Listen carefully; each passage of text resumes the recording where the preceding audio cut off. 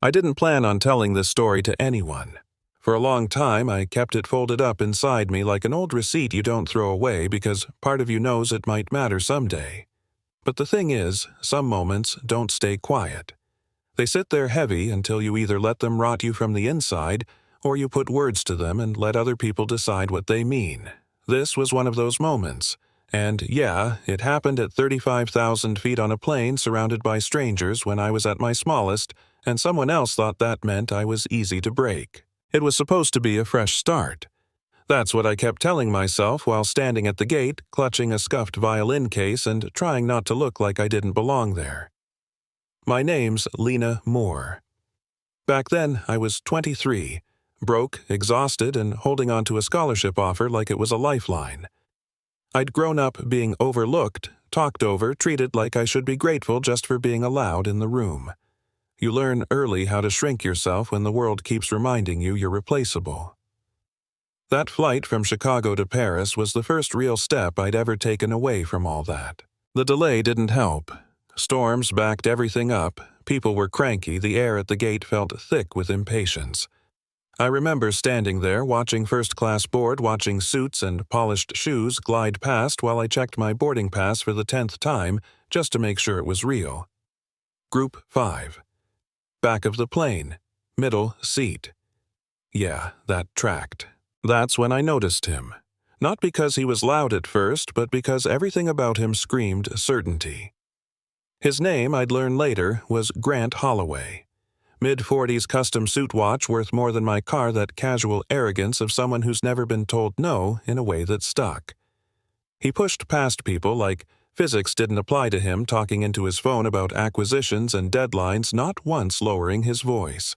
He wasn't angry, he was comfortable. That was worse. By the time I boarded, the overhead bins were already stuffed. I found my seat, felt my stomach drop, and immediately knew I had a problem. My violin couldn't go under the seat, and checking it wasn't an option. It wasn't just an instrument. It was my dad's. He'd played it until his hands couldn't anymore, then handed it to me like he was passing down something sacred. I stood there for a second, heart racing, trying not to panic. A flight attendant named Rose noticed. She had kind eyes, the kind that tell you someone's seen chaos and learned how to stand steady inside it. I asked her quietly if there was anywhere safe. She hesitated, then nodded. Maybe the closet up front, she said. No promises. Walking into first class felt like crossing an invisible line. The lighting was warmer, the seats wider, people already sipping drinks like the flight was a private lounge. Rose opened the small coat closet, shifted a couple of jackets, and slid my case in carefully. It fit. Perfectly. I remember letting out a breath I didn't realize I'd been holding. That's when Grant spoke. Absolutely not. The words were sharp, cutting through the cabin. He'd pulled off his headphones and was staring at us like we'd insulted him personally. Rose explained. Calm, professional. He laughed a short, humorless sound and stood up. That closet is for first class, he said, not charity projects. I felt my face burn. I tried to apologize, explaining it was fragile, that it wouldn't touch anything. My voice sounded small, even to me. He stepped closer, invading my space eyes, flicking over my worn shoes, my frayed backpack strap. I paid for exclusivity, he said. I don't want junk near my things. Before I could react, he grabbed the case and yanked it out, letting it drop onto the floor like it was nothing. The sound wasn't dramatic. It didn't need to be. It landed with a dull thud that felt like it went straight through my chest. I dropped to my knees, hands shaking, opening the case right there in the aisle. The violin was damaged. Not destroyed, but hurt in a way that mattered. The bridge cracked, the wood scarred. I couldn't breathe.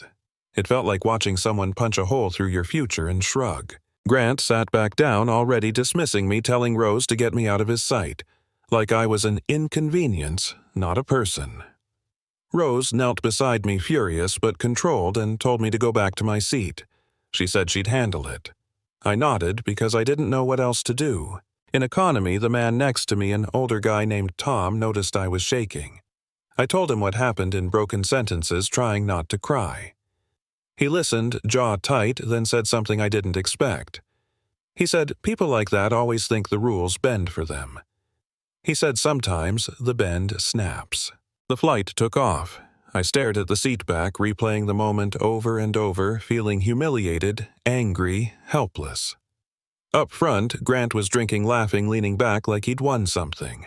And maybe he thought he had. About halfway through, turbulence hit, the kind that rattles your teeth. The seatbelt sign came on. Rose walked through first class telling people to buckle up. Grant ignored her, kept working on his laptop, then stood up when she insisted. He demanded another drink. She refused. He threatened her job. That was the moment something cracked in him. Or maybe it just showed. Later, when the cabin lights were dim and most people were half asleep, I felt someone kick my seat. Hard. I turned and saw Grant standing there, eyes glassy, breath heavy with alcohol. He started yelling, accusing me of ruining his flight, of getting him cut off. Tom stood up between us, telling him to back off. Grant shoved him. Then everything happened fast. Grant grabbed my violin again, forced it into an overhead bin under hard luggage, crushing it further. Someone screamed.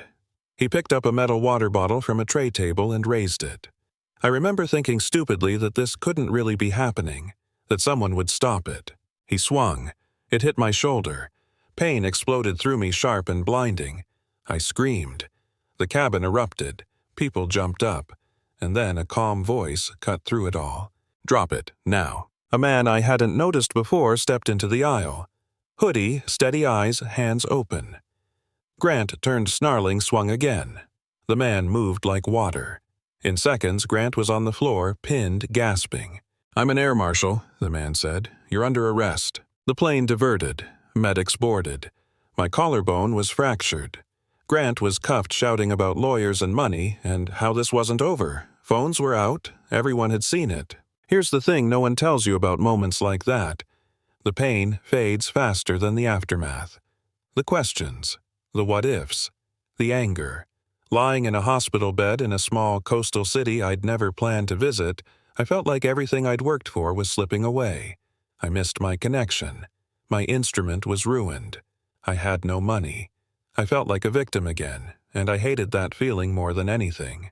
Then my phone started buzzing. Someone on the plane had filmed it, posted it.